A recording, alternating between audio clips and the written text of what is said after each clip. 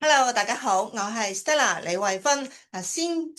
恭祝大家就係心想事成，身體健康啦。馬到功成，今年咧要賺多啲錢啦。咁咧就要講翻咧，就係上個星期咧，就係美國嗰邊一個嘅比較重要啲嘅消息啊。咁啊喺節目開始之前啦，就希望大家可以 subscribe 我嘅 channel 啦，like and share 俾你嘅朋友嘅。咁啊先睇翻上個星期五啦，就美國咧就係嗰個嘅。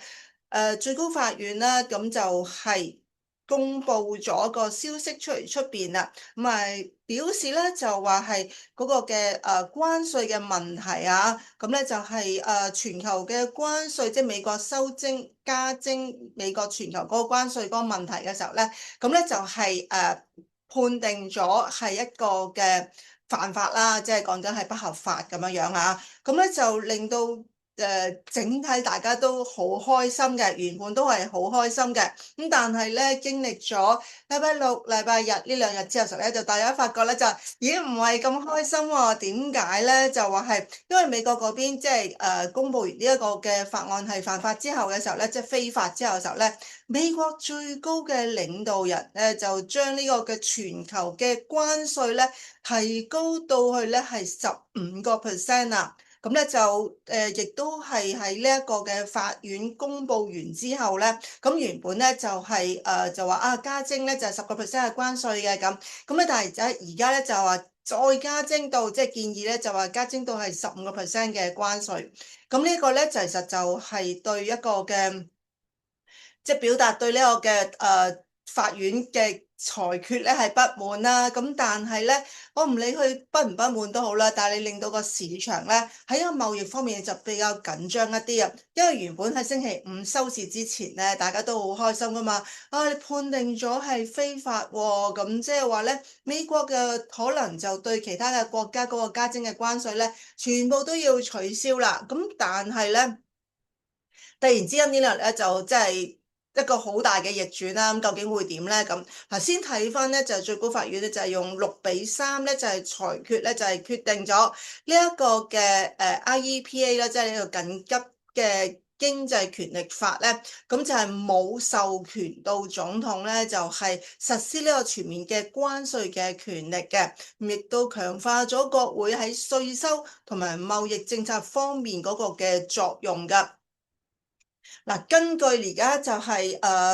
先睇翻咧，就係呢個消息公布完之後咧，其實美國財長佩森特咧亦都係表示嘅。雖然美國最高法院裁定咗總統係唔可以依據呢一個嘅國際緊急經濟權力法咧係徵收全球嘅關稅，但係政府咧就將會係動用替代嘅法律嘅權限咧，咁就會係即係都係要加徵呢個關稅啦。咁咧就預計喺2026年，即係今年嗰個關稅收入咧，幾乎係不變嘅，即係大家都唔需要諗啦，就話係咪會即係即刻取消晒所有嘅關稅啦咁樣。咁但係究竟用啲咩嘅權力法咧？所有嘅嘢其實暫時係未知道啊。咁但係咧，起碼係呢件事情公佈完之後時候咧，幾個鐘頭啫。美國總統咧就即刻宣布將簽署行政命令啦，咁就將對全球嘅進口商品咧係徵收新嘅10%嘅關稅嘅。嗱，新嘅關稅咧就會疊加而家嗰個嘅關稅啊，咁啊現行部分咧亦都係繼續係維持有效嘅。咁佢即就表示啊，新嘅關稅咧就依據住1974年嘅貿易法係第122條咧係徵收嘅，即係佢嗰個都係有法律依據嘅，唔係亂咁噏嘅。咁但係呢個條款之下咧，個關稅最長只可以係維持150日嘅啫，延長係需要國會嘅批准嘅。嗱，呢一個嘅嗱，雖然咧就話係呢一個嘅舉動咧，可能係會面臨法律嘅挑戰啦。咁譬如例如地方就話係圍繞住潛在嗰個嘅關稅退款嘅問題，因為如果你話佢係犯法嘅話，咁即係舊年由4月份開始加徵嗰啲嘅關稅咧，係唔係要取消定係會係將呢一個嘅稅退翻俾啲嘅企業咧，退翻俾其他嘅國家咧咁。咁呢個其實咧係一個比較複雜嘅問題啊。而呢啲嘅退款咧，講緊嘅銀碼係1750億美金，呢個係粗略估計係1750億美金。咁有冇仲有啲嘅細節位，或者係可能係收多咗嘅？但係我哋大概係1750億美金嘅。咁對財政政策同埋市場嗰個流動性咧，其實係會有一個好廣泛嘅影響，因為你而家講緊係由舊年4月份開始加徵嘅關稅，一路都話係犯法㗎，咁去到而家係應該點處理咧？其實呢一個都係一個嘅問題嚟㗎。咁對於全球關稅嗰個稅率嘅提高呢一個嘅公告，即係話由10%，即係喺公佈完話係非法之後時候咧，咁啊加徵10%之後又話有機會臨時想再提高到去15%啦。呢一個嘅公告講完之後時候咧，其實凸顯咗咧就話，即使最高法院限制咗政府呢一項嘅關鍵嘅法律工具之後都好啦，貿易緊張嘅局勢咧，其實依然都係投資者面臨嘅核心嘅宏觀嘅風險嚟㗎。咁啊，市場目前咧就係密切關注住未來幾個禮拜咧進一步嘅政策動向。咁因為你始終就話究竟會唔會係突然間又話非法啊？咁就去諗下點樣去處理，或者係即係會點做咧？其實都係始終都係啱啱星期五咧，星期五、星期六、星期日咁去發生嘅話咧，究竟嚟緊個星期就多啲眉目去知道點樣去會處理啦，又或者就係美國嗰邊究竟會係點樣係去做法，咁啊都要嚟緊，即係陸陸續續咧係去發現出嚟出邊，或者去等佢公佈出嚟出邊啦。嗱，首先我哋亦都要留意啲嘢嘅地方咧，就話最高法院裁定有幾個要點咧，我哋要留意先。嗱，而家美國嘅關稅收入咧就係美國政府嘅一半關稅嘅支柱嚟嘅，即係話咧，如果而家政府最高法院判咗佢係非法，咁如果先唔好講所謂賠錢先，我當你話啊由而家開始係唔會加徵關稅嘅。咁你政府嘅收入咧冇咗一半喎，腰斬喎，咁呢一個對美國嚟講係冇可能發生。我諗對任何個國家都係突然間本來你有咁嘅收入，突然間腰斬一半嘅話咧，都對個經濟狀況一個好大嘅影響啦。同埋頭先都講地方就話係美國總統佢亦都講到明係佢嗰個加徵嗰個嘅關稅咧係有法律嘅依據喺度，咁變咗就話你需要去拆解中間邊啲非法邊啲合法咁去處理，呢個亦都係一個好詳細或者係一個好複雜嘅問題啦。同埋呢一個嘅非法嘅關稅咧，講緊有90%咧都可能會喺夏季之前咧係恢復翻，即係話頭先講啦，財長出嚟講話啊，我會用一個替代嘅法例去做加徵呢個關稅。咁就算我當你真係暫時停一停先，因為法院已經公布咗係非法啦。咁但係咧，去到夏天之前咧，其實都係會恢復翻嘅。咁即係話咧，根本呢個關稅由頭到尾都係繼續擾攘住咧美國同其他嘅國家嗰個嘅貿易來往啦，同埋就話一啲嘅爭拗上邊嘅嗱，雖然咧就話有咗法院嘅裁決，但係美國政府係咪會退還呢個加徵關稅嗰幾十億美金，甚至係1700幾億嘅美金咧？暫時又唔知道啦。咁同埋咧就話係究竟會唔會影響到美國同加拿大啦、同墨西哥呢啲鄰近嘅國家嗰個貿易協定，究竟又會點咧？咁雖然咧就話美墨加嗰個協定咧係應該會保持住嘅，即係原則上係唔應該會受到影響嘅。咁但係係咪真係冇受影響咧？一啲都冇定係點樣樣？其實都有好多嘅問題咧係嚟緊，相信個市場上面咧都要去處理，同埋就去慢慢去深究究竟會係點樣樣。咁啊另外啦，原本咧就係備受關注嗰個嘅減息嘅問題啊，因為大家都知道啦，就係之前公布咗嘅 CPI 嘅數據啦、PC 嘅數據同埋呢一個嘅非農數據嘅話咧，咁啊令到大家都覺得今年6月份之前咧，即係喺美聯儲換呢個嘅主席之前咧，應該都唔會減息嘅咁。咁今次如果呢一個嘅關稅真係再加徵15%嘅話，喂，通脹犀利咗喎，即係唔好講緊話年中之前唔會減息，年中之後都未必會減息，咁變咗喺呢個情況底下實咧，又多一個嘅未知之數啊！同埋咧就話如果真係加徵關稅嘅時候，咁你之前都好多次都講過，就話係好多嘅外國嘅企業唔係話你加徵關稅嗰個嘅加徵嗰個關稅就係其他嘅國家 suffer 噶嘛，其實好多時就其他啲企業咧會將佢轉嫁咗俾美國嘅消費者，咁變咗個通脹又會上升啦。咁究竟如果通脹上升嘅話，咁究竟會唔會係令到美國係今年全年咧都唔會減息咧？咁同埋就話係如果咁樣加徵關稅，100%會影響咗好多美國嘅企業。咁一旦美股下跌嘅話咧，咁其實坐底都要跌翻10%嘅下跌浪。咁到時究竟整體成個美國嘅經濟狀況係咪真係好似講到話加徵關稅就對美國嘅收入多咗就會係一件好事咧？咁原則上完完全全根本係太多嘅未知之數啦。嗱，而家美國嘅政府咧已經係面臨咗1.8億美元嘅1.8萬億美金嘅巨額赤字㗎啦。嗱，如果下級法院裁定美國政府必須退還呢個嘅非法徵收嘅1750億美金嘅關稅嘅話咧，為咗彌補損失呢啲咁樣嘅現金財政部咧可能就一定會係通過發行更加多嘅短期票據或者係國庫券嚟增加呢一個嘅貸款，因為你邊有錢去還翻俾人啊？你使咗啦嘛已經係，咁你又要借錢翻嚟去還錢啦，係咪先？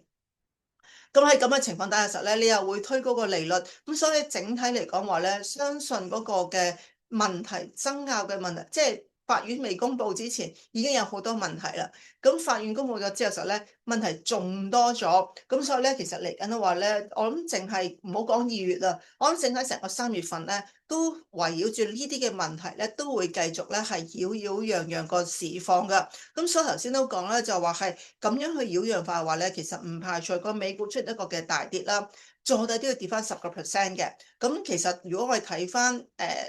即係過往都係啦，就係你美股下跌嘅話咧，美金一定上升。因為當你放美股嘅時候咧，嗰個嘅你自然即係你沽出股票，你自然攞翻嘅就係美元啊嘛係，咁所以美金就會上升。咁睇翻上個星期五啦，美金嗰個走勢嘅時候咧，其實都已經係做咗一個嘅反彈，咁有機會仲反彈多啲添啦。咁 OK 啦，我哋不如睇下咧，就係啲圖形嘅話咧，點解會顯示到個美股咧有機會出現一個嘅10%嘅下跌？嗱，因為咧。美股而家呢一幅嘅收市，即係呢幅圖咧，個收市價咧係喺美國公佈完，即係最高法院公佈完咧嗰個嘅加徵關稅係非法，咁所以大家係覺得好開心，個美股係上升咗嘅，咁所以見到咧就係呢一幅嘅係呢幅嘅日線圖啦，咁就出現咗一個陽燭啦，因為原本係陰啲陰啲咁下跌噶嘛，咁出現咗陽燭啦，亦都係喺呢個50天線之上咧，即係未跌穿50天線，咁就做個反彈。咁但係經歷咗呢2日之後咧，嗰個嘅成個市況有改變到啊嘛，咁究竟嚟緊個美股係咪會跌穿呢一個嘅上升趨勢線咧？嗱，呢個上升趨勢線咧就係講緊係48,900。你當49000嗰啲地方啦，咁跌穿咗嘅話咧，其實美股就會出一個嘅比較大嘅跌幅啊。嗱，呢一幅咧就係日線圖啦。如果你當我唔睇佢有冇跌穿呢一個嘅上升趨勢線都好啦。其實你見到佢咧，如果打橫行翻咧，其實佢有少少似咧係做緊一個頭肩頂嘅形態，而家做緊個右肩，而嗰個右肩而家個左肩嘅高位咧，其實同禮拜五嗰啲高位咧係差唔多，咁所以變咗咧就嚟緊一個禮拜咧就比較大嘅關鍵，究竟會點樣行法？特別就係嚟緊個禮拜，仲有5個交易日咧，咁就係2月份完啦。咁變咗好大機會，睇下嗰個嘅禮拜五嗰個收市價係即係嚟緊個禮拜五嗰個收市價咧，就即係就可以知道3月份啊個勢會係點樣行法啦。好啦，如果佢睇完日線圖之後咧，睇睇個週線圖，大家會見到啦，其實佢係由2025年開始一個上升趨勢線咧，暫時都冇跌穿到嘅，都係跟住嗰個嘅上升趨勢行緊。咁不過咧就係前個星期咁喺50,500點嗰啲水平咧，就係做咗支陰燭啦。咁應該咧就話係啱過個禮拜做翻啲反彈，升翻上50,000點左右嘅時候咧。邊緣嘅地方啦，咁咧跟住做支陰燭咧就好明確地要下跌嘅。咁但係因為上個星期啦，就即係太多嘅不明朗因素，又有好多嘅消息喺度，咁啊出現咗個十字星，咁變咗嚟緊呢一個嘅禮拜咧就好關鍵啦。究竟會唔會跌穿呢一個嘅上升趨勢線咧？或者未來嗰2個星期會唔會跌穿呢個上升趨勢線咧？嗱，如果會跌穿嘅話咧，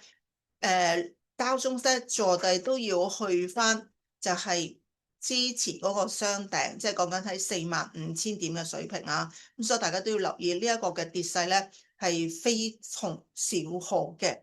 好啦，除咗呢一個嘅道瓊之外嘅話咧，我哋可以睇下 Nasdaq 嘅走勢啦。我記得我上一集都同大家講啦，就話 Nasdaq 個勢咧好明顯係做緊一個嘅圓頂。即係高位度派貨嘅感覺，咁啊，暫時嚟講就係上個星期五依然都係講緊係好消息啦，咁所以咧就係一支陽燭嘅，但大家會見到咧就話佢7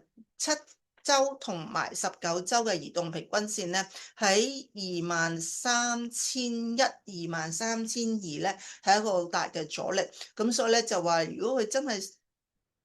受咗呢個23,200嘅地方嘅時候咧，佢之後就會係偏軟落翻去50週嘅移動平均線，坐底去翻21,000，甚至咧就係20,000點嘅水平。咁所以都要留意翻咧，就話係究竟跌落嚟，因為其實預咗佢會跌啊，究竟跌幾多嘅啫？咁會唔會真係舊年年頭嗰個嘅高位20,000點嘅地方係再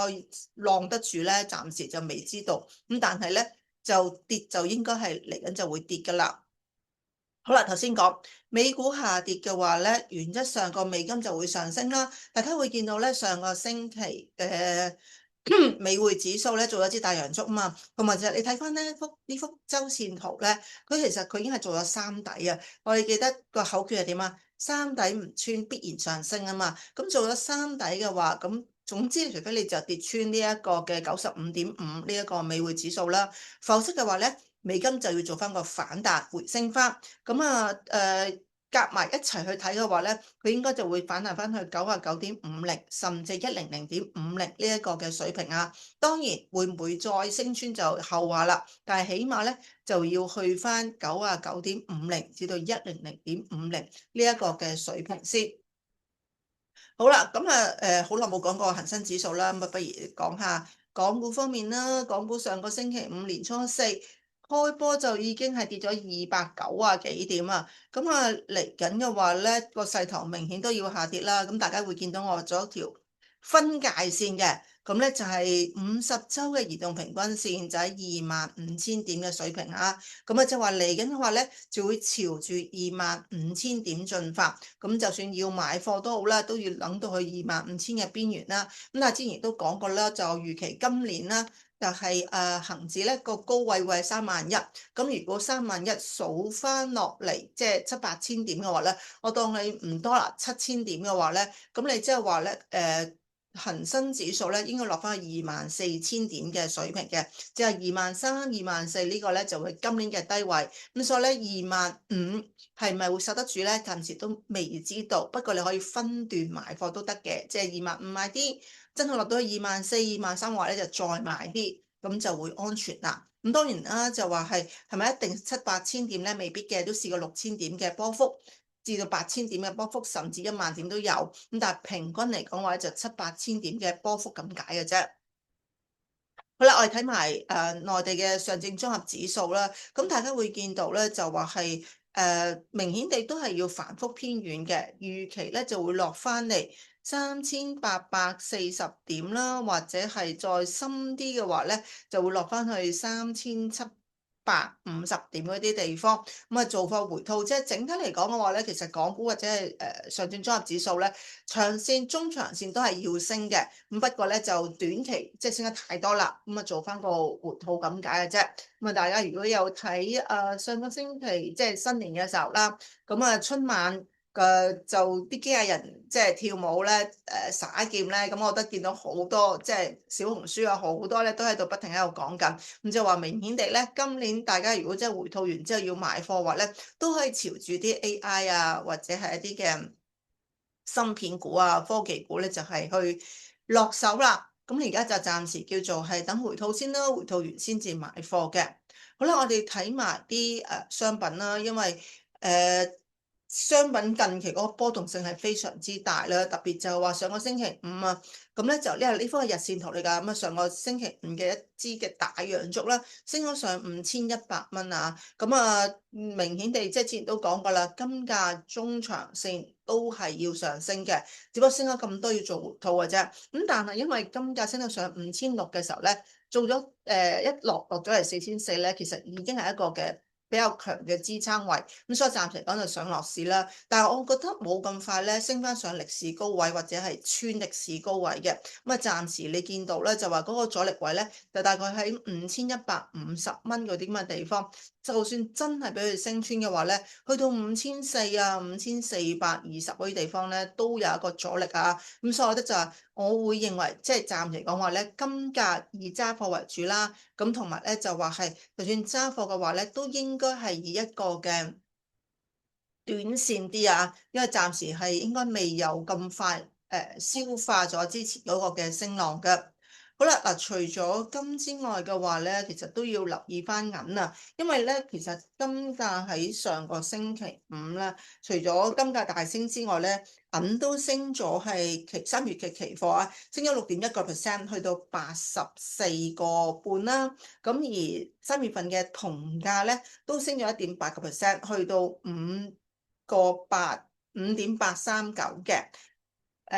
白金嘅話咧就升咗5.2%啊，都唔少。咁啊就去到2176美金啦。而巴金嘅話咧都升咗5%嘅，咁咧就去到1780蚊。即係話喺上個星期五嚟講嘅話咧，銀價升得最多，跟住之後咧就係白金，跟住巴金，跟住之後咧就係銅價同埋呢一個嘅銀價。咁sorry，同埋呢一個嘅黃金啊，黃金係升得多啲嘅，應該就話係先係升得最多咧，就係呢個嘅銀啦，跟住之後咧就係白金、巴金，跟住咧就係黃金，跟住先係銅價，銅價就升得最少1.8%，但係都有個嘅唔錯嘅升幅喺度啊！好啦，我哋就睇下隻銀啦。大家見到就上個星期升咗咁多，升咗6.幾% 嘅話咧，咁就升穿咗一個嘅下降趨勢嘅阻力位啊！而家向上會測試翻93蚊嗰啲地方，93蚊啲地方。咁咧，我覺得咧就話而家個銀價都係一個上落市，因為之前升得太多。由你諗下2025年嘅1月份係講緊28.6錢，一年時間升到121蚊。咁跟住嗰日就大跌啦，跌最多即係整體成個回吐浪嘅話咧，一度跌到落去64蚊啊嗰啲咁嘅水平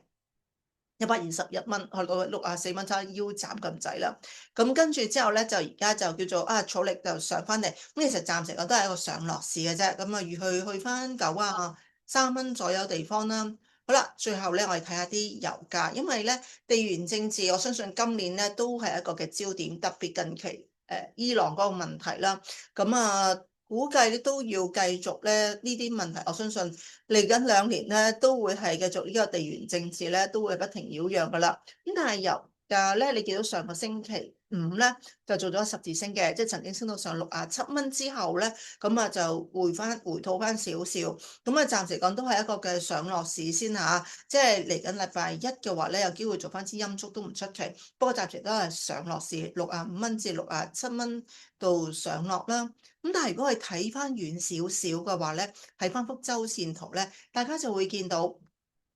呢一個嘅下降趨勢咧，個阻力咧講緊係喺72蚊、73蚊嘅。咁啊睇個形態上面啦，油價做咗個雙底，明顯地就係要上升嘅。咁就係個阻力啦，亦都係去到70蚊、72、73蚊啲水平。咁所以嚟緊話咧，回吐月都係要買貨啊。就算我當你唔升穿呢一個嘅下降趨勢都好啦，70蚊。地方應該就會見到嘅，70至72蚊地方一定會見到嘅，咁所以大家都可以後低吸納啦。好啦，咁今日咧就講到呢一度先啦，我哋下星期